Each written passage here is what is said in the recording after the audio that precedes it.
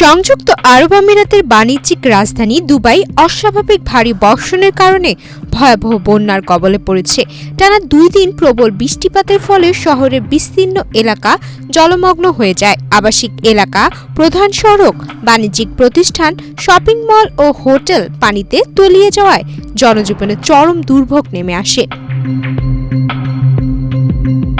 বন্যা পরিস্থিতির কারণে দুবাই আন্তর্জাতিক বিমানবন্দরে ফ্লাইট চলাচলেও মারাত্মক প্রভাব পড়ে। কর্তৃপক্ষ জানিয়েছে অন্তত 13টি আন্তর্জাতিক ও অভ্যন্তরীণ ফ্লাইট বাতিল করা হয়েছে এবং আরও বেশ কয়েকটি ফ্লাইট নির্ধারিত সময়ের তুলনায় বিলম্বে ছেড়ে যায়।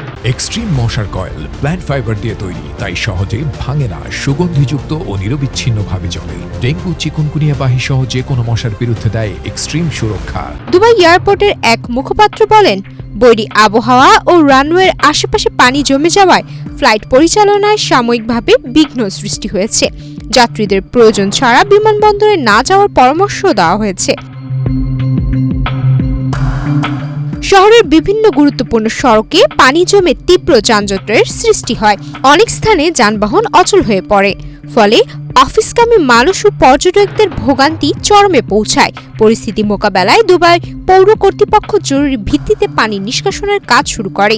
শহরের বিভিন্ন এলাকায় 300টারও বেশি উচ্চ ক্ষমতা সম্পন্ন পাম্প বসানো হয়েছে, যাতে দ্রুত জলাবদ্ধতা দূর করা যায়।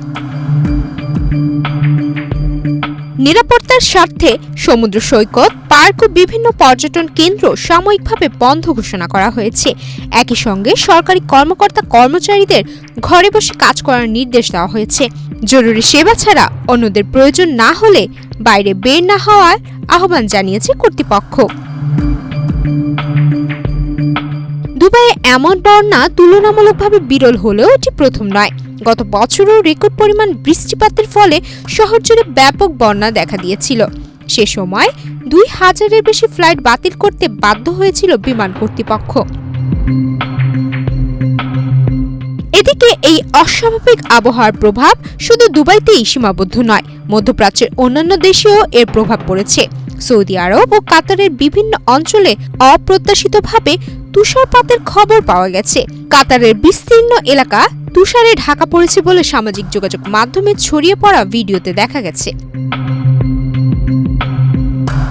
আবহাওয়াবিদদের মতে এই অস্বাভাবিক আবহাওয়া পরিস্থিতি মধ্যপ্রাচ্যের ভ্রমণ ও পর্যটন খাতে স্বাভাবিক ছন্দের ব্যাঘাত ঘটাচ্ছে। পরিস্থিতি স্বাভাবিক না হওয়া পর্যন্ত সর্বোচ্চ সতর্কতা অবলম্বনের আহ্বান জানিয়েছে সংশ্লিষ্ট কর্তৃপক্ষ।